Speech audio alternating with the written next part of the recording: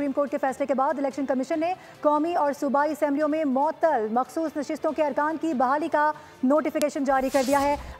आपको ये बता दें कि कौमी और सूबाई असम्बलियों में तहरीक इंसाफ के अरकान को दोबारा आज़ाद करार दे दिया गया है। कौमी असम्बली में ख़वातीन की 12 और अक़लियतों की एक मखसूस नशिस्त पर मुस्लिम लीग नून के अरकान को बहाल किया गया, जबकि हुकूमत की मजमूई नशिस्तें 214 से बढ़कर अब 231 हो गई हैं।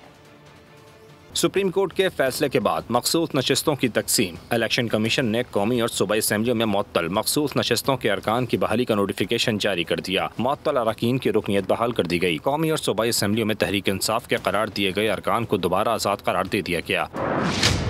कौमी असम्बली में ख़वातीन की 12 और अक़लियतों की एक मखसूस नशिस्त पर मुस्लिम लीग नून के अरकान को बहाल कर दिया गया।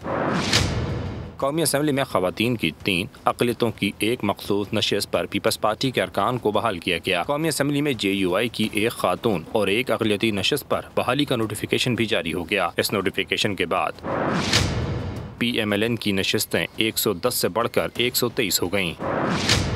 PP की 70 से 74 हो गईं।